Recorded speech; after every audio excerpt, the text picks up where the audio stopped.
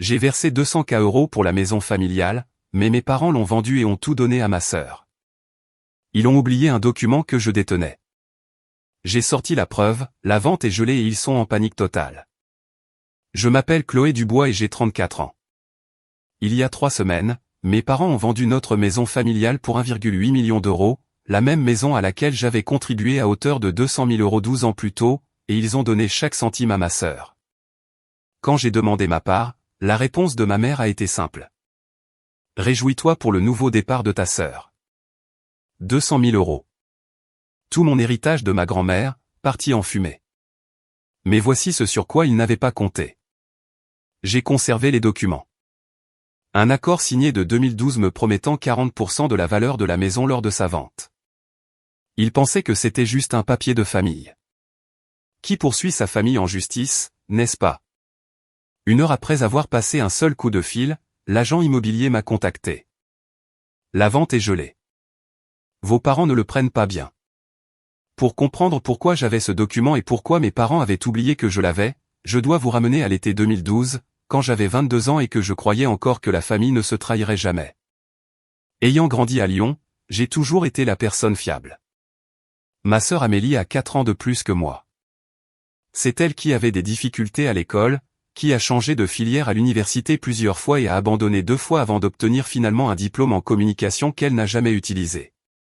Elle s'est mariée jeune, à 24 ans, avec un certain Stéphane qui travaillait dans la vente de voitures. 2 enfants ont suivi et, quelque part en chemin, Amélie est devenue celle qui avait besoin d'aide. Moi, j'ai été diplômé avec mention très bien en comptabilité. J'ai été embauché au cabinet Bernard et Associés dès la sortie de l'école. Je n'ai jamais demandé un sou à mes parents après l'université. Et cela a apparemment fait de moi le distributeur de billets familial. Le schéma était prévisible. Amélie avait une crise. Problème de voiture, facture imprévue, frais de thérapie de couple, et mes parents m'appelaient. Chloé, peux-tu aider ta sœur juste cette fois-ci? Ce n'était jamais juste une fois.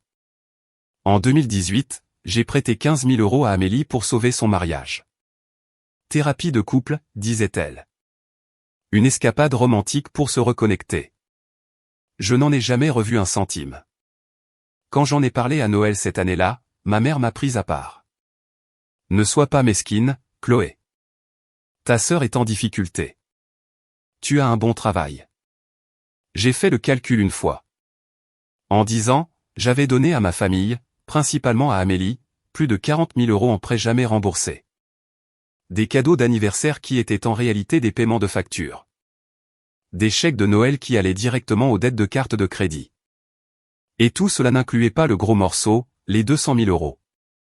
Ma mère disait toujours la même chose chaque fois que j'hésitais.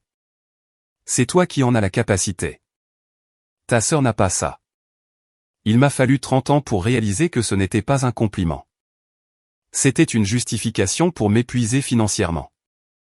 Mais la véritable histoire commence avec ma grand-mère et l'argent qu'elle a laissé. Ma grand-mère, Éléonore Michel, est décédée en mars 2012. Elle avait 87 ans, vive d'esprit jusqu'à la fin, et elle m'aimait farouchement. J'étais la petite fille qui lui rendait visite. Chaque dimanche après-midi pendant mes études, je conduisais 40 minutes jusqu'à sa maison de retraite médicalisée à Écully.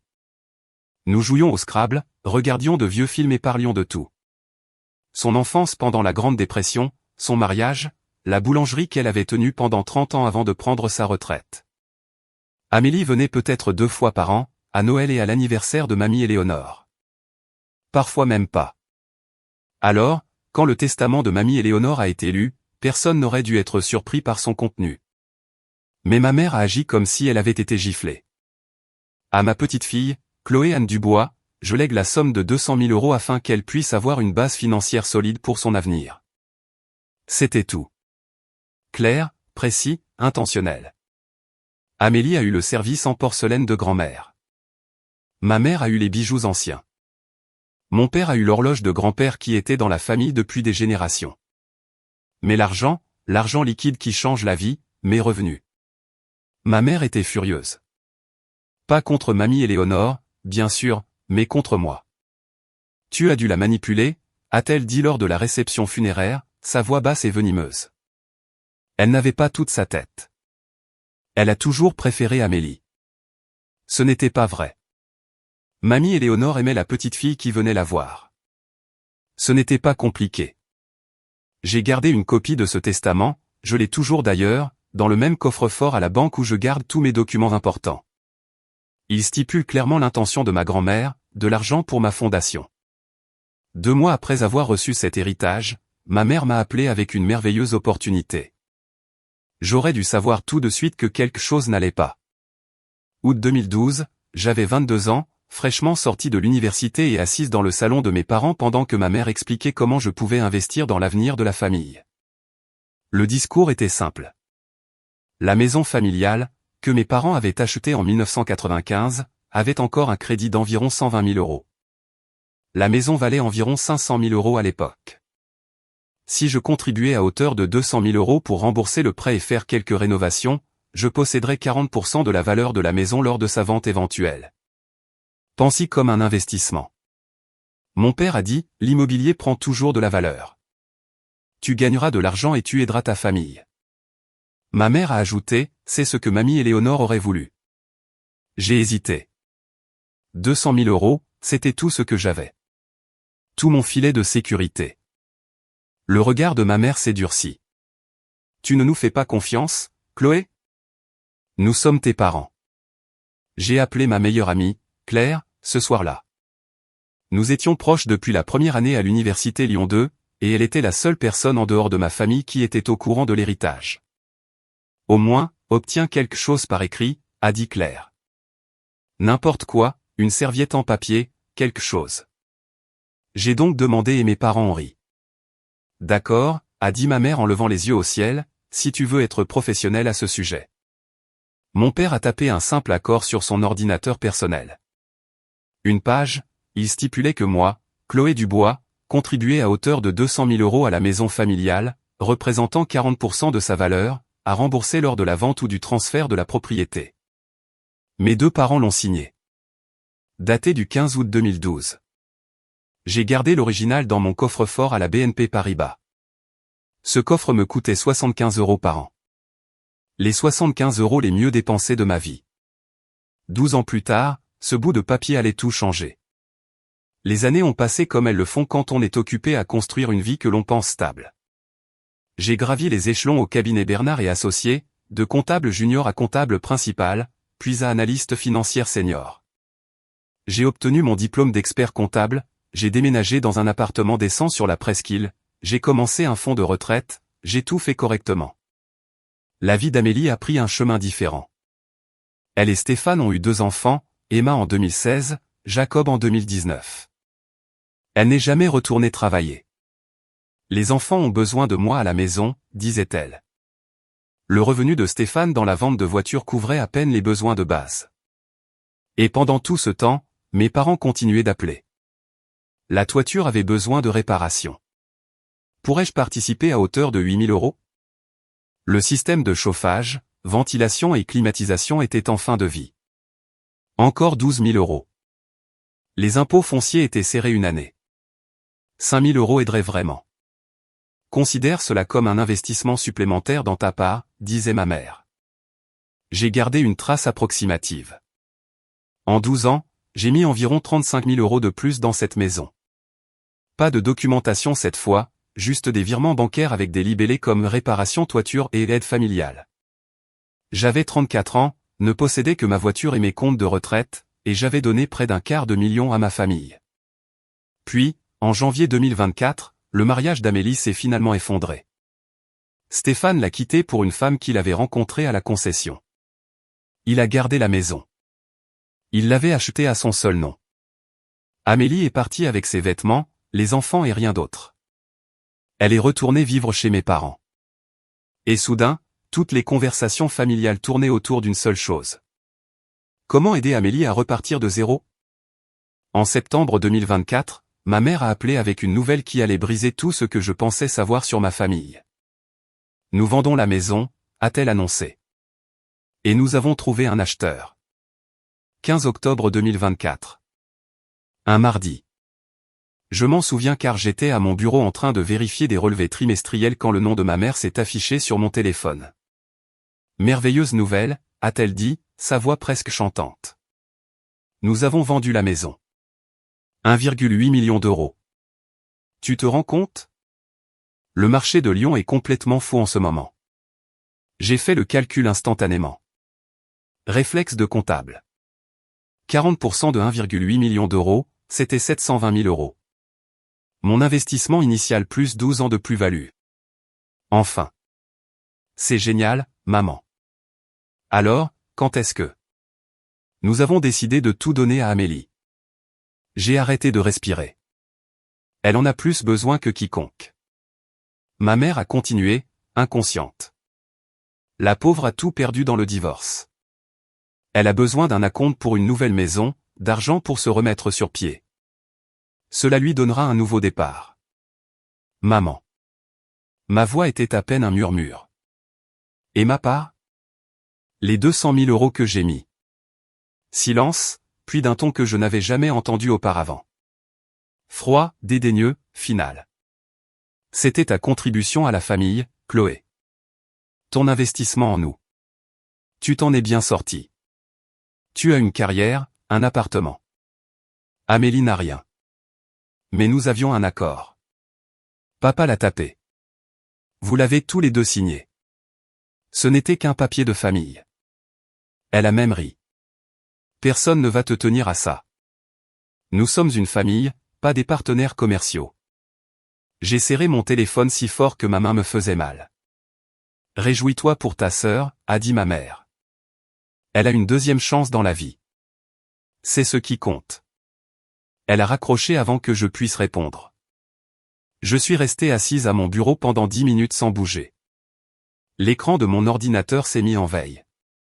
Le bureau bourdonnait autour de moi.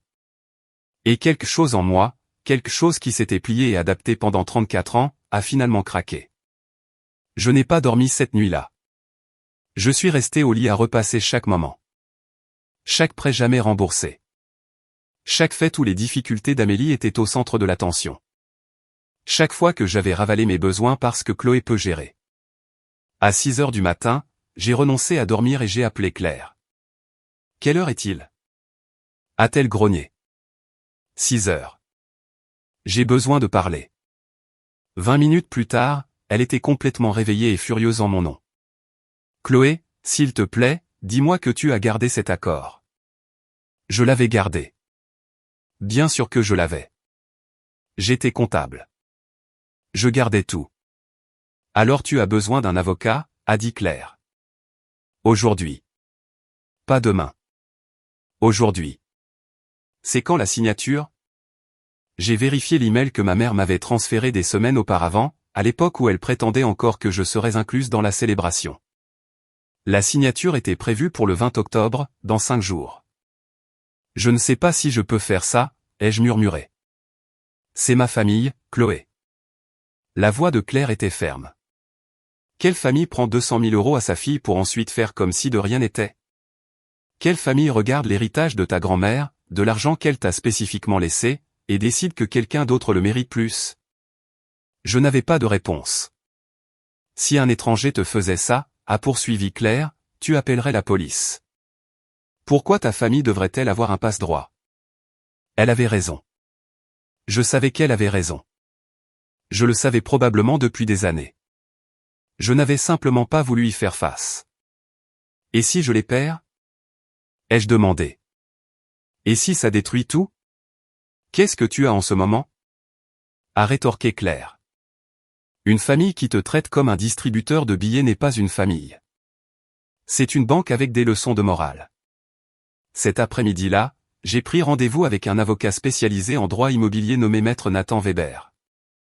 Pour la première fois de ma vie, je me suis choisi. Le bureau de Maître Nathan Weber était au 14e étage d'un gratte-ciel du centre de Lyon, avec des baies vitrées donnant sur le Rhône. Il avait la quarantaine, les tempes grisonnantes, avec le genre de présence calme qui vient de décennies à voir les gens au pire d'eux-mêmes. Je lui ai remis 3 documents, l'accord de 2012 avec les signatures de mes parents, le relevé bancaire montrant mon virement de 200 000 euros, et une copie du testament de ma grand-mère. Il a tout lu en silence, 2 fois. Mademoiselle Dubois, a-t-il finalement dit en posant les papiers. Selon la loi française, cet accord est contraignant. J'ai expiré. Je n'avais pas réalisé que je retenais mon souffle. Le document est signé par les deux parties, a-t-il poursuivi. Il spécifie le montant contribué, le pourcentage de propriété et les conditions de remboursement. Ce n'est pas sophistiqué, mais c'est exécutoire. Ma mère a dit que c'était juste un papier de famille, ai-je dit. Que personne ne me tiendrait à ça. Nathan a presque souri. Les gens disent beaucoup de choses quand ils essaient d'éviter de payer 720 000 €. Il m'a expliqué mes options. Je pouvais envoyer une lettre formelle exigeant ma part, mais cela donnerait à mes parents le temps de prendre un avocat, de contester potentiellement l'accord, de faire traîner les choses pendant des mois ou des années. Ou je pouvais attendre la signature, me présenter avec une représentation légale et faire valoir ma créance directement. La vente ne pourrait pas avoir lieu s'il y avait un litige de propriété légitime. Que recommanderiez-vous? Ai-je demandé. La signature est dans 3 jours, a dit Nathan. Si vous voulez de la certitude, vous vous présentez avec des documents qu'ils ne peuvent pas réfuter devant des témoins qui ont l'obligation légale de régler les litiges de propriété avant de finaliser toute transaction. J'ai pensé à la voix de ma mère au téléphone. Réjouis-toi pour ta sœur. J'y serai, ai-je dit. Que dois-je faire?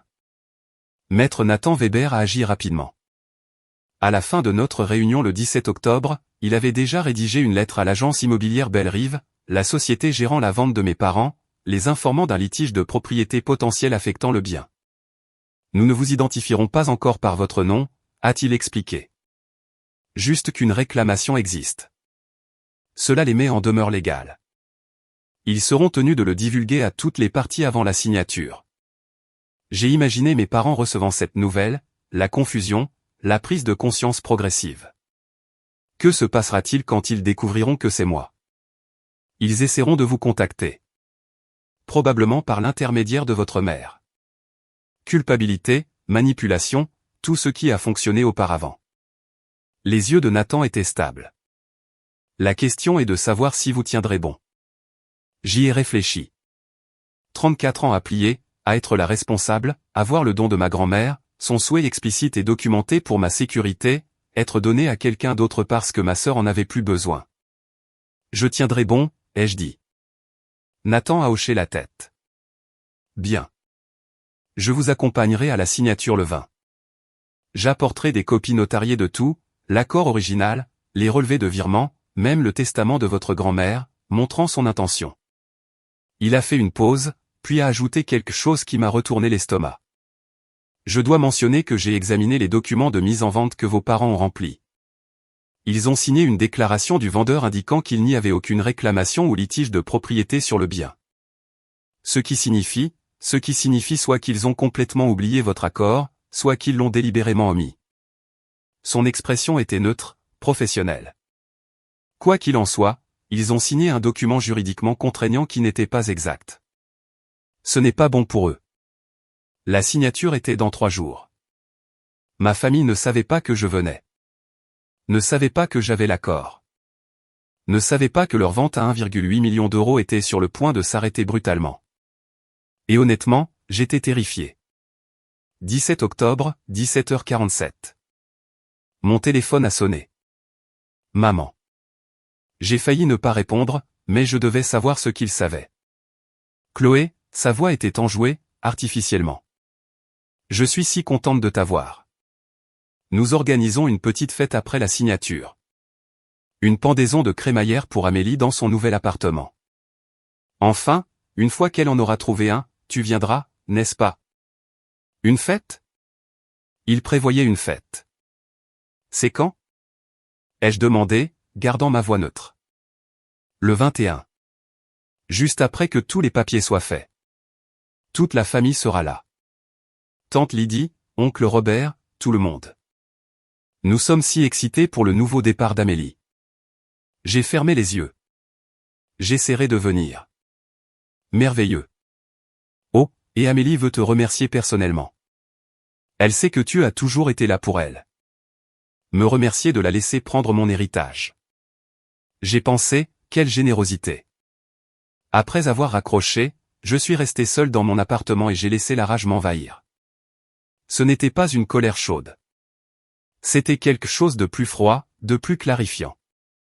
Le genre de colère qui vient quand on voit enfin une situation pour ce qu'elle est exactement. Ce soir-là, j'ai reçu un texto d'Amélie. Ah, merci de comprendre. Je sais que c'est beaucoup, mais tu as toujours été la plus forte.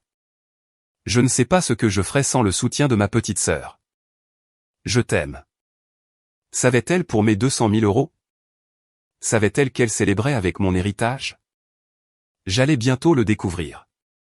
3 jours avant la signature. Mes parents pensaient que c'était fini. Ils pensaient que j'avais accepté mon rôle. La fille dévouée, le distributeur de billets familial, celle qui pliait toujours. Ils n'avaient aucune idée que pour la première fois de ma vie, je ne pliais pas. Je me libérais. 18 octobre, 2 jours avant la signature, j'ai trouvé une excuse pour passer chez mes parents. J'ai dit que je voulais récupérer de vieux albums photos avant que les nouveaux propriétaires n'emménagent. Ma mère était chez le coiffeur. Mon père jouait au golf. Seule Amélie était là, surveillant les enfants dans le jardin. J'étais dans mon ancienne chambre en train de rassembler des photos quand j'ai entendu la voix d'Amélie à travers les murs fins. Elle était au téléphone, en train de rire. Non, Chloé ne fera pas de vagues. Elle est trop gentille pour ça. Tu sais comment elle est. Je me suis figé. Maman a dit qu'elle avait mis un peu d'argent il y a des années, mais c'était il y a une éternité. De l'histoire ancienne. Et honnêtement, j'en ai plus besoin. J'ai les enfants. À quoi Chloé a-t-elle à dépenser de l'argent? Son appartement, son boulot de comptable ennuyeux. Ma poitrine s'est serrée. Les 1,8 million d'euros n'iront même pas si loin une fois que j'aurai acheté une maison et remboursé quelques dettes. Il ne restera probablement qu'environ 800 000 euros après tout.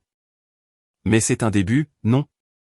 Elle a fait une pause, écoutant son interlocuteur. Chloé comprendra. Elle comprend toujours. C'est son truc. C'est celle qui comprend. Je suis resté parfaitement immobile, respirant à peine.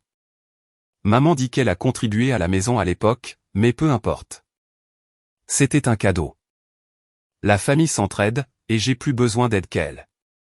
Elle savait. Elle était au courant de ma contribution, et elle avait décidé que cela n'avait pas d'importance parce que j'avais un travail et un appartement et qu'elle avait des enfants et des problèmes parce que j'étais celle qui comprend. Je suis parti sans les albums photos. Je ne pouvais pas la regarder. Je ne pouvais pas faire confiance à ce que je pourrais dire. 2 jours avant la signature et maintenant je savais la vérité. Ma sœur était complice. Ce n'était pas seulement la décision de mes parents. C'était aussi la sienne. Cette nuit-là, je n'ai pas pu dormir à nouveau. À 1 heure du matin, j'ai appelé Claire. Elle a décroché à la 2e sonnerie. Elle attendait des nouvelles. Elle savait, ai-je dit, ma voix se brisant. Amélie était au courant pour l'argent. Elle a juste décidé que je ne le méritais pas. Oh, Chloé. Elle a appelé ça un cadeau. A dit que la famille s'entraide. J'ai ri amèrement comme si je n'avais pas aidé cette famille toute ma vie d'adulte. Claire est restée silencieuse un moment. Puis, as-tu des doutes? Je voulais dire non, mais la vérité était plus compliquée. Amélie a 2 enfants, ai-je murmuré. Emma a 8 ans, Jacob en a 5. Ils n'ont rien demandé de tout ça. Et si je leur fais du mal? Arrête. La voix de Claire était ferme. Tu ne prends rien à ces enfants. Tu prends ce qui est légalement à toi. Ce que ta grand-mère t'a explicitement laissé. Si Amélie ne peut pas se permettre d'élever ses enfants sans ton héritage volé, c'est son problème à résoudre, pas le tien. Mais tout le monde va me détester. Mes parents, Amélie, les oncles et tantes, je serai la méchante. Alors laisse-les te détester avec leurs opinions erronées pendant que tu auras tes 720 000 euros et ton amour-propre. Claire a soupiré. Chloé, tu as passé toute ta vie à être la bonne fille. Où est-ce que ça t'a mené? Je n'ai pas répondu parce que nous le savions toutes les deux. Si tu ne te défends pas maintenant, a poursuivi Claire, qui le fera? Ta mère? C'est elle qui te vole. Ton père? Il fait tout ce qu'elle dit. Amélie, elle est littéralement en train de célébrer avec ton argent. Elle avait raison. Je savais qu'elle avait raison. J'ai raccroché et je suis resté dans le noir à fixer le plafond. 20 octobre, 10 heures. bureau du centre-ville de l'agence immobilière Belle-Rive. J'y serai avec mon avocat et le document qu'ils avaient oublié que j'avais. Ok, je dois m'arrêter ici une seconde et vous demander quelque chose directement. Si vous étiez à ma place à ce carrefour, sachant que votre famille ne vous pardonnerait probablement jamais, que feriez-vous? Vous battriez-vous pour ce qui vous revient de droit, même si cela signifiait les perdre? Ou laisseriez-vous tomber pour maintenir la paix? Commentez votre réponse. A. Si vous vous battriez, B. Si vous laisseriez tomber. Et si vous êtes investi dans la fin de cette histoire, cliquez sur s'abonner car la signature approche. Maintenant, retour à l'histoire. 19 octobre, un jour avant la signature. J'ai rencontré Maître Nathan Weber à son bureau pour une dernière session de stratégie. La table de conférence était couverte de documents, mon accord original, des copies notariées, des relevés bancaires, même une chronologie que j'avais écrite montrant chaque contribution supplémentaire que j'avais faite en 12 ans. Voici comment demain va se passer, a dit Nathan en faisant glisser un bloc-notes vers moi. La signature est prévue à 10 heures au bureau de l'agence immobilière Belle-Rive en centre-ville. Vos parents, votre sœur, les acheteurs, leur avocat, un agent de séquestre de la société de titres, tout le monde sera dans la pièce. Et ils ne savent pas que je viens. L'agence immobilière sait qu'il y a un litige de propriété. Ils sont légalement tenus d'informer toutes les parties avant la signature, mais je leur ai demandé de ne pas révéler qui a déposé la réclamation pour le moment. J'ai essayé d'imaginer le visage de ma mère quand elle l'apprendrait. Que se passera-t-il quand nous entrerons? Je me présenterai comme votre représentant légal. Nous présenterons l'accord de 2012 et les pièces justificatives. À ce stade, l'agent de séquestre ne peut pas procéder à la transaction tant que le litige n'est pas résolu. Et ensuite, l'expression de Nathan était indéchiffrable. Ensuite, vos parents auront le choix. Reconnaître votre réclamation et ajuster la distribution en conséquence, ou faire face à un procès potentiel, qu'ils perdront, et qui leur coûtera beaucoup plus cher à long terme. J'ai hoché la tête lentement. Ils essaieront de me manipuler devant tout le monde, probablement. C'est pourquoi je ferai la plupart des interventions. Votre travail est de rester calme, de dire le moins de choses possible et de laisser les documents parler d'eux-mêmes.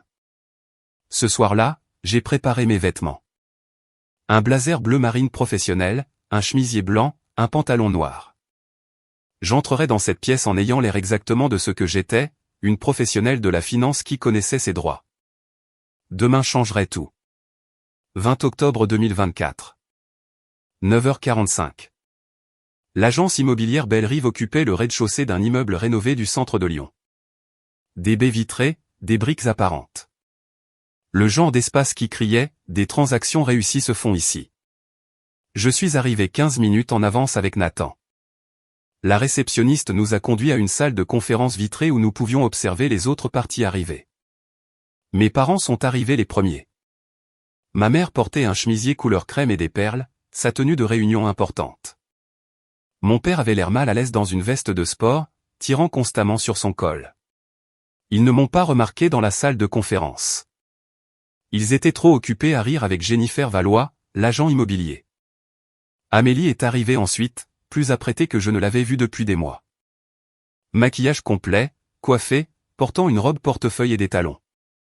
Elle parlait déjà des couleurs de peinture pour sa nouvelle cuisine. Puis les acheteurs, David et Lise Morin, un couple d'une 60aine d'années cherchant à acheter plus petit. Leur avocate, une femme aux cheveux gris avec une mallette en cuir. Enfin, l'agent de séquestre de la société de titres, un jeune homme tenant un dossier épais de documents. Tout le monde a pris place. Amélie était assise entre nos parents, rayonnante. Elle a balayé la pièce du regard et m'a finalement remarqué. Chloé. Elle avait l'air confuse. Qu'est-ce que tu fais ici? La tête de ma mère s'est tournée brusquement vers moi. Pendant un instant, quelque chose a vacillé dans ses yeux. L'incertitude. La peur. Je suis venu soutenir la famille, ai-je dit d'un ton égal.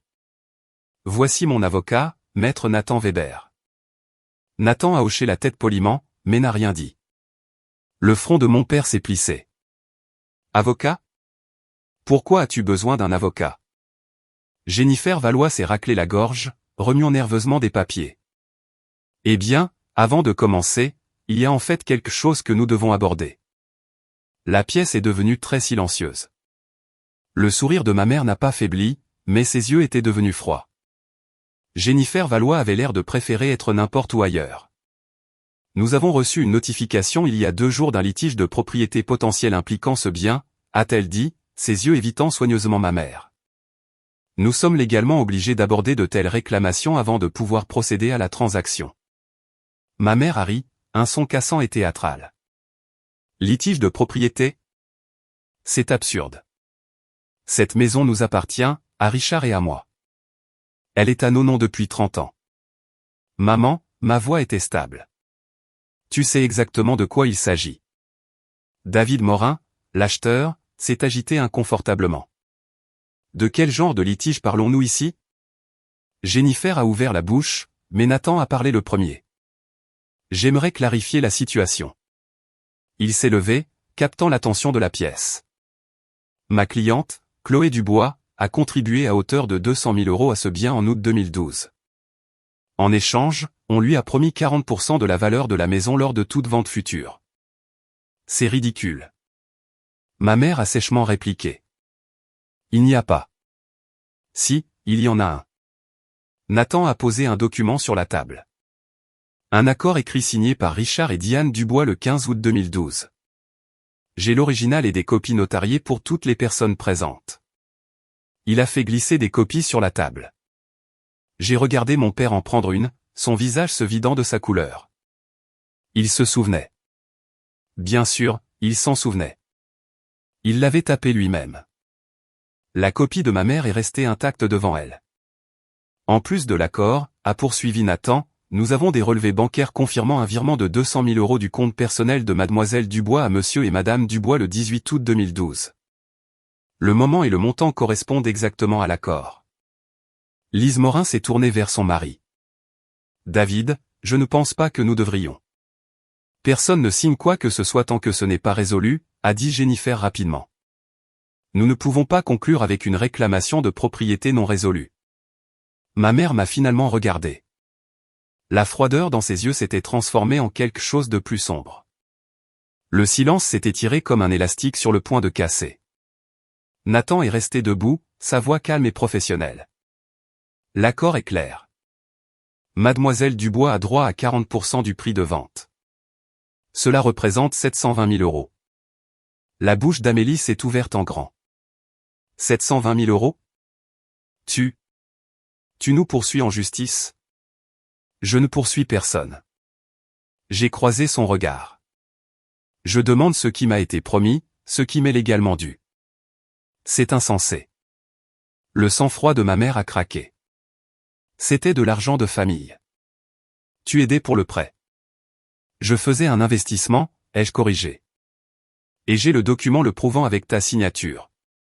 Et celle de papa. Mon père n'avait pas dit un mot. Il fixait l'accord, le visage livide. Diane, je m'en souviens. Je l'ai tapé moi-même. Richard, ne. Elle avait raison de le demander par écrit, a-t-il poursuivi, presque pour lui-même. Je trouvais ça idiot à l'époque, mais elle avait raison. Jennifer Valois est intervenue, son ton soigneusement neutre. Monsieur et madame Dubois, c'est la première fois que je vois ce document. Il n'a pas été divulgué dans votre dossier de vendeur. Parce que ça n'a pas d'importance, la voix de ma mère s'est élevée. C'était juste quelque chose que nous avons fait pour la tranquillité d'esprit de Chloé. Personne ne prend ces choses de famille au sérieux. Les sourcils de Nathan se sont légèrement levés. Les tribunaux français, si, madame Dubois. Ce document remplit toutes les conditions légales pour être un contrat exécutoire. Votre fille a une réclamation de propriété légitime. David Morin s'est reculé de la table. Jennifer, nous ne sommes pas à l'aise pour continuer tant que ce n'est pas réglé. C'est exactement le genre de choses qui nous inquiétait. Je comprends tout à fait, a dit Jennifer. Nous devrons suspendre la signature jusqu'à ce que le litige soit résolu. Suspendre. Pas annuler, mais presque. J'ai regardé le visage de ma mère passer par une série d'émotions. Choc, fureur, incrédulité, et sous tout cela, quelque chose que je n'avais jamais vu auparavant. La peur. Ma mère n'avait pas fini. Tu fais ça pour de l'argent? Elle s'est penchée sur la table, sa voix se brisant. Ta propre famille, les gens qui t'ont élevé, qui ont tout sacrifié pour toi, et tu nous traites comme des étrangers. Vous avez traité mes 200 000 € comme s'ils n'existaient pas, ai-je répondu. Vous avez décidé de tout donner à Amélie sans même me dire que la maison était à vendre. Parce que tu n'en as pas besoin. Regarde-toi. Tu as une carrière, un appartement, une vie. Amélie n'a rien. Amélie a 2 parents qui ont satisfait à tous ses besoins pendant 38 ans. Ma voix était stable même si mon cœur battait la chamade. J'ai un document prouvant qu'on me doit 720 000 €. Ce sont des manières différentes d'avoir. Amélie a fondu en larmes. Comment peux-tu me faire ça? À mes enfants? Je viens de divorcer, Chloé. Je n'ai rien. Vous avez 1,8 million d'euros sur cette table. Nathan est intervenu calmement.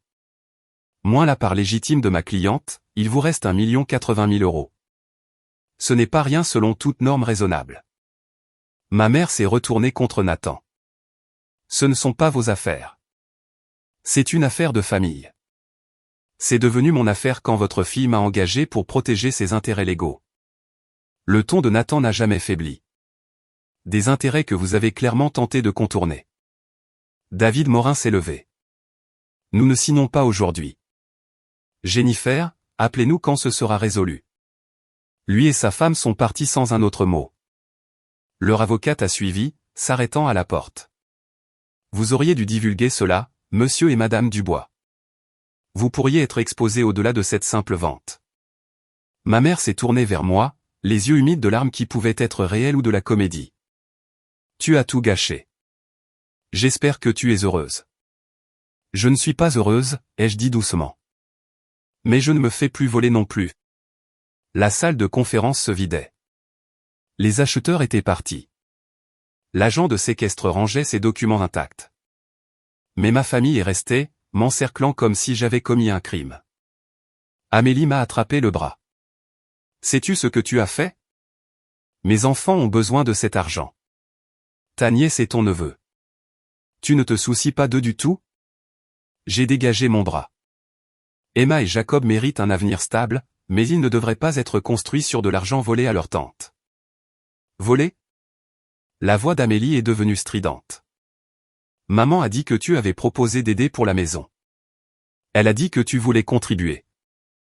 J'ai contribué à hauteur de 200 000 € avec la promesse de récupérer 40% à la vente. Ce n'est pas de la charité, Amélie. C'est un investissement, et j'ai les papiers pour le prouver. Tu avais 22 ans. Tu as probablement mal compris. J'étais diplômé de l'université avec un diplôme en comptabilité. J'ai compris exactement ce que je signais, tout comme maman et papa. Mon père a enfin parlé. Chloé, s'il te plaît, ne pouvons-nous pas nous arranger en privé sans avocat ni étrangers impliqués? Je l'ai regardé. Cet homme qui avait passé toute ma vie à s'en remettre à ma mère, qui avait signé l'accord puis fait semblant qu'il n'existait pas. Tu as eu 12 ans pour trouver un arrangement. Ai-je dit. Tu as eu 12 ans pour me dire que tu prévoyais de vendre. 12 ans pour dire, Chloé, parlons de ta part. Vous ne l'avez pas fait. Vous avez essayé de donner mon argent à Amélie en espérant que je serais trop gentil pour faire des vagues. J'ai pris mon sac et je me suis levé. Je suis prête à négocier, ai-je dit. Je veux mes 720 000 € et ensuite je sors de tout ça, mais je ne serai pas culpabilisé pour renoncer à ce qui est à moi. Plus maintenant. Nathan a tendu sa carte à ma mère en sortant. Elle ne l'a pas prise. Elle a flotté jusqu'à la table comme un drapeau blanc qu'elle refusait d'accepter. 1 heure après avoir quitté la signature, mon téléphone a sonné. L'identifiant de l'appelant indiquait l'agence immobilière Bellerive. Mademoiselle Dubois, c'est Jennifer Valois. Oui, je voulais vous tenir au courant de la situation. Elle avait l'air épuisée. La vente est officiellement gelée jusqu'à ce que le litige de propriété soit résolu. Les acheteurs sont naturellement hésitants à continuer.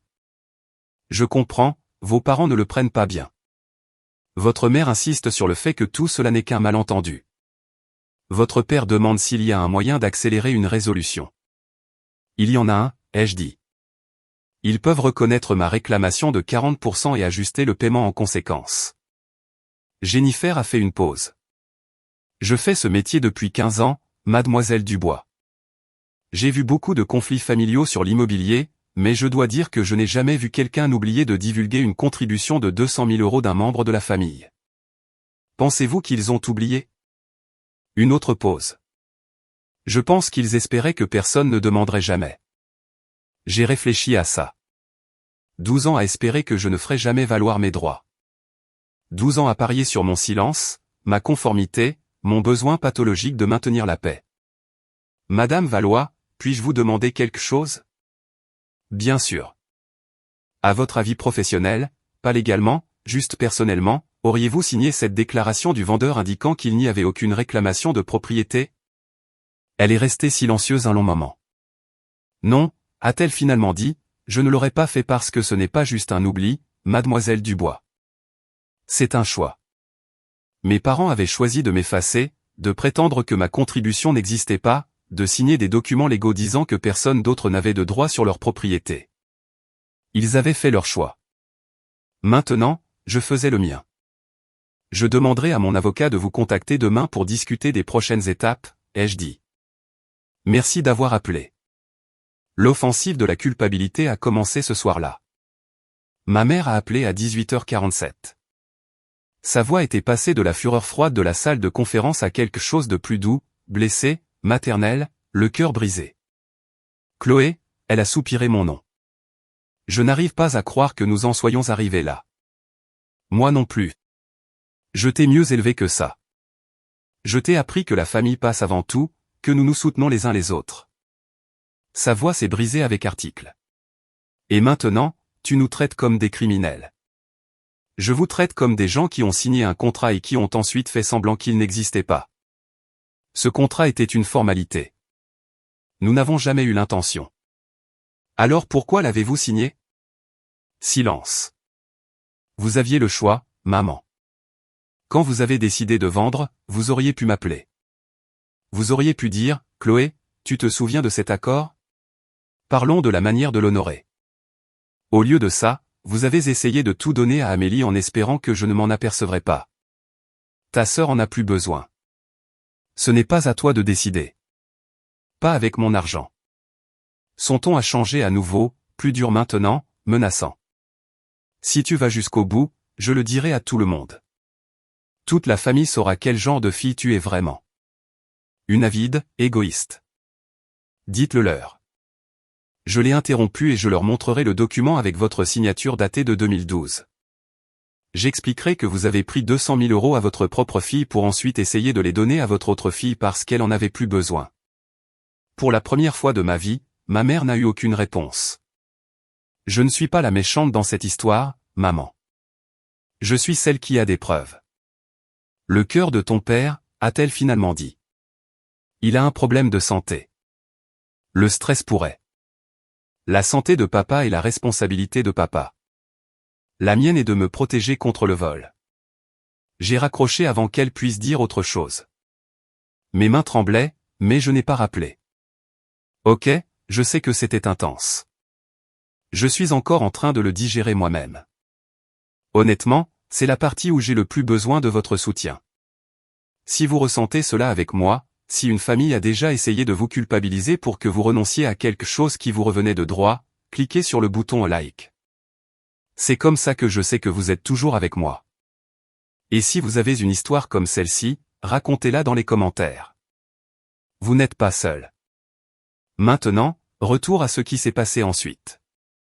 Je ne m'attendais pas à ce qu'Amélie appelle ce soir-là. Il était presque 22 heures quand son nom est apparu sur mon écran. J'ai hésité, puis j'ai répondu. Chloé? Sa voix était différente, fatiguée, vidée des larmes théâtrales de tout à l'heure. On peut parler? Juste nous deux? On parle. Maman perd la tête. Elle est au téléphone avec tante Lydie depuis 1 heure, inventant une histoire sur la façon dont tu nous as tendu une embuscade. Amélie a ri amèrement. Je ne pense pas que Lydie la croie. Je n'ai rien dit. J'ai besoin de te demander quelque chose, a poursuivi Amélie. Et j'ai besoin que tu sois honnête. D'accord. As-tu vraiment mis 200 000 €, genre ton propre argent, en 2012? J'ai senti quelque chose se serrer dans ma poitrine. Tu sais que oui. Tu l'as dit toi-même au téléphone hier à la maison. Silence. Alors tu as entendu ça. J'ai entendu assez. Chloé, Elle s'est interrompue. Maman m'a dit que tu avais aidé un peu à l'époque. Elle n'a jamais dit combien. Je jure que je ne savais pas que c'était 200 000 euros. Pas avant aujourd'hui. Je voulais la croire, mais les mots que j'avais entendus à travers ce mur, Chloé comprendra. Elle comprend toujours, continuez de raisonner. Tu savais qu'il y avait quelque chose, ai-je dit. Tu n'as simplement pas demandé combien parce que tu ne voulais pas savoir. Le silence s'est étiré entre nous. Peut-être que tu as raison, a finalement admis Amélie. Peut-être que je ne voulais pas savoir parce que si je savais, je devrais y penser, et c'était plus facile de ne pas le faire. Ce n'est pas mon problème à résoudre, Amélie. Je sais. Sa voix s'est brisée.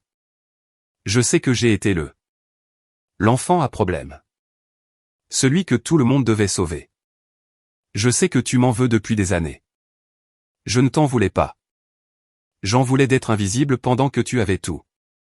C'est juste, a-t-elle murmuré. C'est vraiment juste.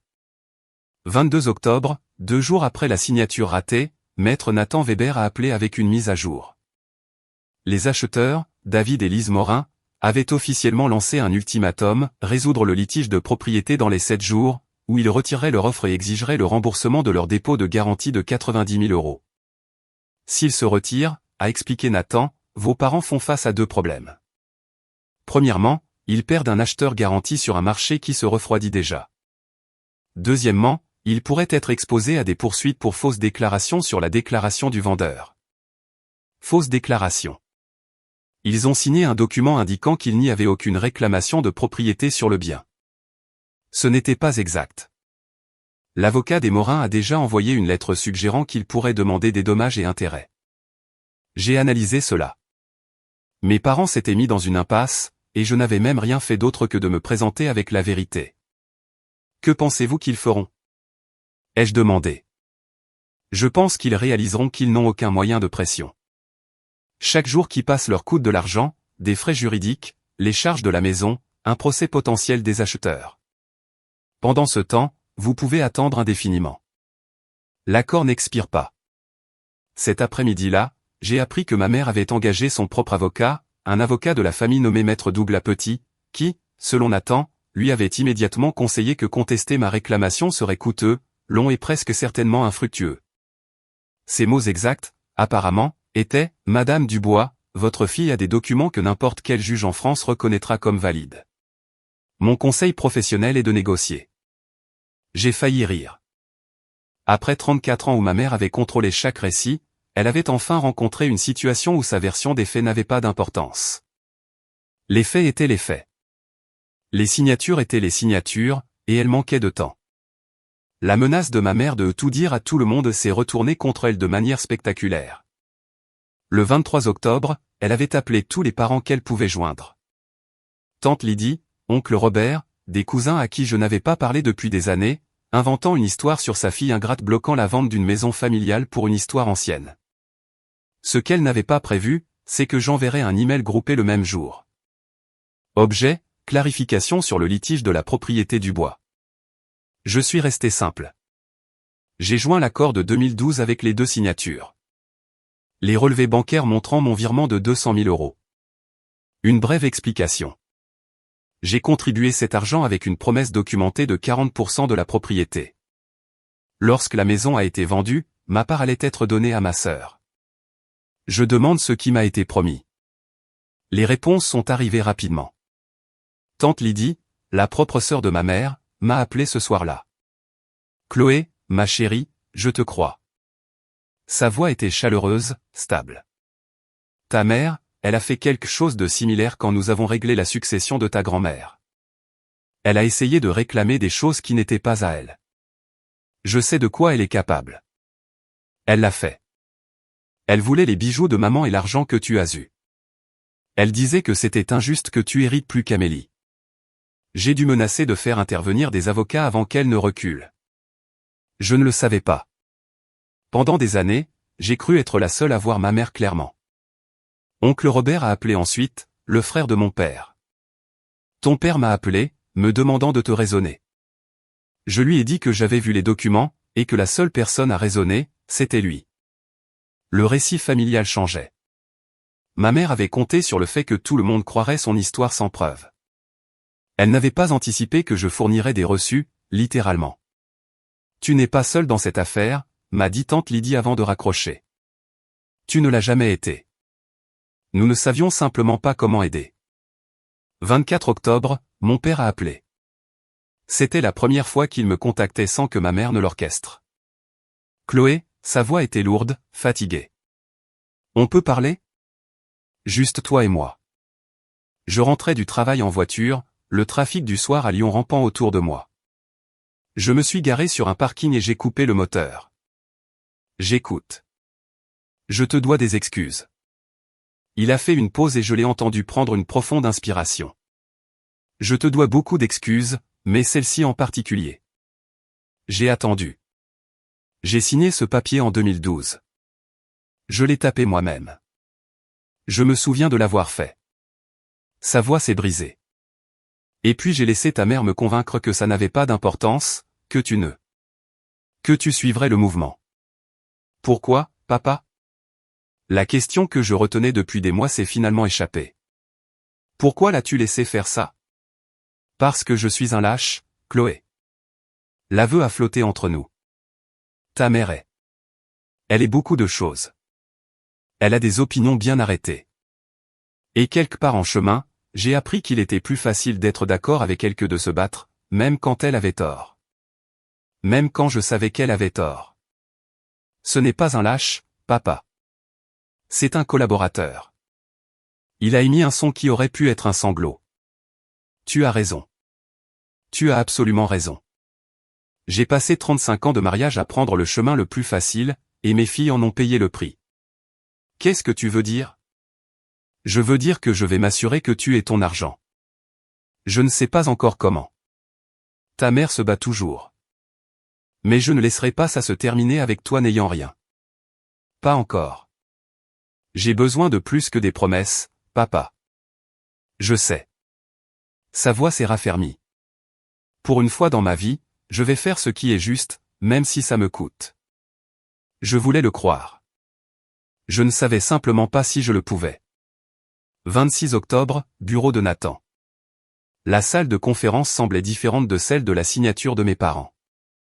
Plus petite, plus intime, et en quelque sorte plus finale. Mes parents étaient assis en face de moi avec leur avocat, maître Douglas Petit. Amélie n'était pas là. J'avais demandé qu'elle soit exclue. C'était entre moi et les personnes qui avaient signé ce document. Douglas a parlé le premier. Mes clients m'ont autorisé à proposer un accord. Ils transféreront 720 000 € à Mademoiselle Dubois provenant du produit de la vente, représentant sa part de 40% comme spécifié dans l'accord de 2012. J'ai regardé ma mère. Son visage était un masque, sans émotion, contrôlé. Quelle que soit la bataille interne qu'elle avait menée, c'était terminé. En échange, a poursuivi Douglas, Mademoiselle Dubois signera une décharge renonçant à toute réclamation future contre la propriété ou le produit restant. Nathan m'a jeté un coup d'œil. Nous avions discuté de cette possibilité. Ma cliente accepte, a dit Nathan. Nous préparons la décharge dans les 24 heures. Les 720 000 € devront être transférés dans les 3 jours ouvrables suivant la conclusion de la vente. Mon père a hoché la tête. Ma mère n'a pas bougé. Il y a une autre chose, ai-je dit. Tout le monde m'a regardé. Je veux que vous reconnaissiez tous les deux, ici, devant nos avocats, que cet argent a toujours été le mien, que l'accord était valide, que ce que vous avez essayé de faire était mal. La mâchoire de ma mère s'est crispée. Chloé, j'ai besoin de l'entendre. Le silence s'est étiré. Mon père a parlé le premier. Tu as raison. C'était à toi. Nous avons eu tort d'essayer de le prendre. Ma mère fixait la table. Pendant un long moment, j'ai cru qu'elle ne dirait rien du tout. D'accord, a-t-elle finalement dit. C'était à toi. Avons-nous terminé ? Ce n'étaient pas les excuses que je méritais, mais c'était plus que ce que j'avais jamais eu auparavant. Nous avons terminé, ai-je dit. Et pour la première fois en 12 ans, je l'ai cru. Après la fin de la réunion, ma mère m'a rattrapé dans le couloir. Heureuse maintenant? Sa voix était basse, amère. Tu as eu ton argent. Tu nous as humiliés devant tout le monde. Tu as gagné. J'ai arrêté de marcher mais je ne me suis pas retourné. Il ne s'agissait jamais de gagner, maman. Vraiment? Parce qu'on dirait que tu comptais les points tout ce temps, attendant le moment parfait pour encaisser. Maintenant, je me suis retourné. J'ai gardé un document. C'est tout. Un document que toi et papa avez signé, me promettant quelque chose. Pendant 12 ans, je ne l'ai jamais mentionné. Je n'ai jamais demandé d'intérêt. Je ne me suis jamais plainte de l'argent supplémentaire que j'ai mis pour les réparations et les impôts. J'ai simplement fait confiance qu'au moment venu, vous feriez ce qui est juste. Et je ne l'ai pas fait. Sa voix a vacillé. Je sais. Tu n'as pas besoin de continuer à le dire. Je n'essaie pas de te blesser, maman. J'essaie d'expliquer pourquoi j'ai dû faire ça. J'ai pris une profonde inspiration. Pendant 34 ans, j'ai été la fille qui donne, qui ne se plaint pas, qui facilite tout pour tout le monde. Et où est-ce que ça m'a mené? Elle n'a pas répondu. Je ne veux pas te détester, ai-je poursuivi. Je ne veux pas te perdre, mais je ne peux plus être ton distributeur de billets. Je ne peux pas être celle qui sacrifie tout pendant qu'Amélie prend tout. Si nous voulons avoir une quelconque relation à l'avenir, elle doit être différente. Différente comment? Égale. Avec des limites. Je serai toujours ta fille, mais je ne serai pas ton plan de secours. Les yeux de ma mère étaient humides.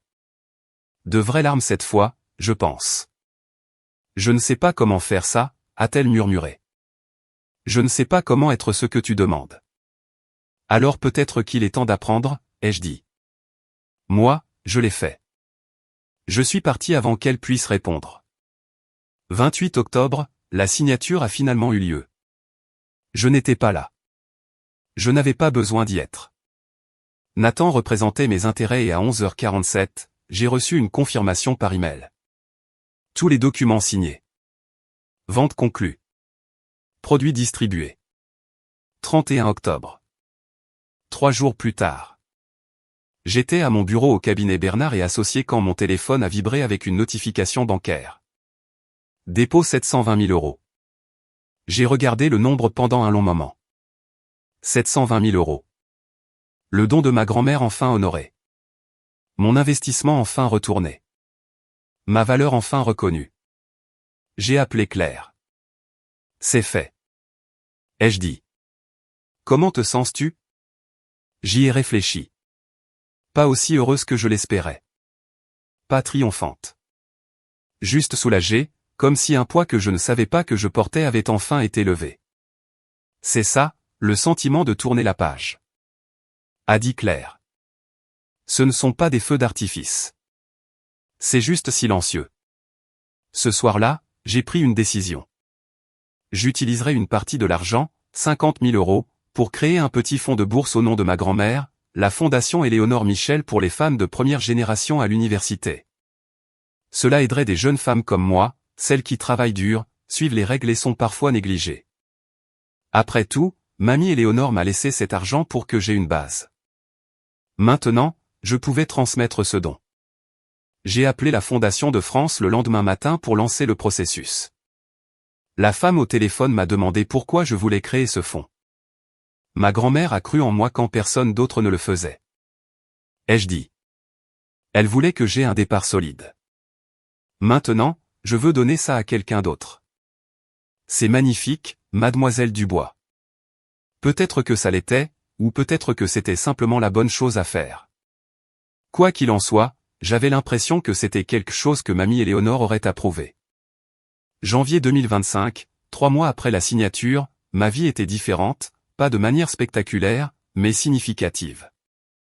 Je travaillais toujours au cabinet Bernard et Associés, mais j'avais enfin demandé l'augmentation que je méritais depuis 2 ans. Ils m'ont donné 15% plus une prime pour le travail de fidélisation de la clientèle que j'avais fait le trimestre dernier. Il s'est avéré que lorsqu'on arrête d'accepter moins que ce que l'on vaut dans un domaine de sa vie, on arrête de l'accepter partout. J'ai acheté un appartement dans le quartier des Pentes de la Croix-Rousse. 2 chambres, parquet d'origine, un petit balcon où je pouvais boire mon café et regarder la pluie de Lyon. C'était à moi, mon nom sur l'acte de propriété, mon espace, mon avenir. La plupart de l'argent a été investi, dans des fonds indiciels, des comptes de retraite, un petit fonds d'urgence, des choix ennuyeux et responsables, le genre que mamie Éléonore aurait fait. J'ai commencé à voir une thérapeute, le docteur Rachel Bernard, spécialisée en dynamique familiale et en établissement de limites. Nos séances étaient difficiles, creusant dans 34 ans de complaisance, de me faire petite, de croire que l'amour signifiait le sacrifice. Le plus dur, lui ai-je dit lors de notre 3e séance, c'est d'accepter que ma famille n'avait pas tort par accident. Ils savaient ce qu'ils faisaient. Ils espéraient juste que je serais trop gentil pour les arrêter. Et comment vous sentez-vous par rapport à ça? En colère, triste, libre. J'ai fait une pause. Surtout libre. Elle a hoché la tête. Vous êtes en deuil, Chloé. Pas seulement de l'argent ou de la relation que vous auriez aimé avoir. Vous faites le deuil de la version de vous-même qui croyait que les choses s'amélioreraient si elle donnait assez. Cette version de moi était une idiote. Cette version de vous était une survivante. Elle a fait ce qu'elle devait faire. Maintenant, vous pouvez faire quelque chose de différent. Différent sonnait bien. Différent sonnait comme un commencement. Ma relation avec ma famille s'est installée dans quelque chose de nouveau. Pas guérie, pas brisée, juste différente. Ma mère et moi nous parlions une fois par mois. Des appels courts, superficiels. Elle ne s'est jamais excusée correctement, et j'ai arrêté de l'attendre. Mais elle a aussi arrêté de me demander de l'argent, de me comparer à Amélie, de me traiter comme une ressource à gérer. C'était peut-être le mieux que je pouvais espérer. J'apprenais à l'accepter. Mon père a fait plus d'efforts. Il m'a envoyé une vraie lettre, manuscrite, de 2 pages, s'excusant pour chaque fois qu'il était resté silencieux alors qu'il aurait dû parler. Ce n'était pas éloquent, mais c'était honnête. Nous avons dîné ensemble une fois, juste nous deux. Et il m'a dit qu'il était fier de moi. J'aurais dû le dire plus souvent, a-t-il admis devant un café. J'aurais dû le dire tous les jours. Tu peux commencer maintenant, lui ai-je dit. Et il l'a fait. La surprise a été Amélie. En décembre, elle m'a envoyé un texto. J'ai trouvé un travail à temps partiel dans un cabinet dentaire. Premier vrai travail en 8 ans. Je voulais que tu le saches. J'ai répondu. C'est super, Amélie. Je le pense vraiment. Une semaine plus tard, elle en a envoyé un autre. J'ai acheté une maison, plus petite que ce que je voulais, mais c'est la mienne. J'ai utilisé mon argent. Mon argent. Est-ce stupide d'en être fier? Ce n'est pas stupide du tout. Elle m'a appelé la veille de Noël. Nous avons parlé pendant 1 heure. Vraiment parlé pour la première fois depuis des années, des enfants, de son nouveau travail, de la difficulté de reconstruire une vie à partir de rien. Je crois que j'étais jalouse de toi, a-t-elle admis. Tu avais toujours tout sous contrôle. Je détestais ça. Je n'avais pas tout sous contrôle. J'étais juste meilleur pour le cacher. Peut-être qu'on se ressemble plus que je ne le pensais. Peut-être bien. Je suis assise dans mon nouvel appartement en vous racontant cette histoire. C'est un mardi soir. La pluie tape contre la fenêtre et les lumières de la ville brillent à travers le brouillard. Sur mon mur, dans un simple cadre noir, se trouve l'accord de 2012. 2 signatures, une promesse, le bout de papier qui a tout changé. Les gens me demandent parfois si ça en valait la peine. Le stress, le conflit, les mois de tension familiale. Si je le referais, la réponse est oui, à chaque fois. Pas à cause de l'argent, bien que 720 000 € n'aient certainement pas fait de mal, mais à cause de ce que le combat m'a appris. Pendant 34 ans, j'ai cru qu'être une bonne fille signifiait dire oui, signifiait donner, signifiait me faire disparaître pour que les autres puissent prendre plus de place. Je pensais que si j'étais assez patiente, assez gentille, assez compréhensive, ma famille finirait par me voir, me valoriser, me choisir. Ils ne l'ont pas fait. Ils ne l'auraient jamais fait parce que je leur ai appris à ne pas le faire. Le document n'a pas seulement sauvé mon héritage. Il m'a sauvé. C'était la preuve que j'avais de la valeur, que mes contributions comptaient, que je méritais d'être protégée, même si je devais être celle qui se protégeait. Si vous regardez ceci et que vous êtes dans une situation similaire, exploité par des gens qui devraient vous aimer, écoutez-moi bien quand je dis ceci. Gardez des traces. Gardez les reçus. Gardez la preuve de chaque accord, chaque promesse, chaque contribution. Et plus important encore, croyez que vous valez la peine de vous battre. Je n'ai pas gagné parce que j'avais 720 000 euros. J'ai gagné parce que je me suis enfin choisi. C'est le véritable héritage que ma grand-mère m'a laissé. Pas seulement l'argent, mais la connaissance que je mérite de prendre de la place, d'avoir des limites, d'être vu. Et personne, même pas la famille, n'a le droit de me l'enlever. D'un point de vue psychologique, l'histoire de Chloé reflète une dynamique avec laquelle de nombreuses familles luttent. Le bouc émissaire contre l'enfant chéri. Lorsqu'un enfant est censé porter des fardeaux tandis qu'un autre est protégé des conséquences, les deux souffrent, mais différemment. L'enfant responsable apprend que l'amour est conditionnel à la performance. L'enfant protégé ne développe jamais de résilience. 3 leçons à en tirer. Premièrement, aimer quelqu'un ne signifie pas le laisser vous exploiter. Les limites ne sont pas des murs. Ce sont des portes que vous contrôlez. Deuxièmement, la documentation n'est pas de la méfiance. C'est de la clarté. Même avec la famille, surtout avec la famille, mettez les accords importants par écrit. Troisièmement, dire non est parfois la chose la plus aimante que vous puissiez faire. Cela force les gens à grandir d'une manière que la complaisance ne permettra jamais. Si l'un de ces points a résonné en vous, sachez que vous n'êtes pas seul, et que vos droits, financiers, émotionnels, personnels, valent la peine d'être protégés. Vous méritez de prendre de la place.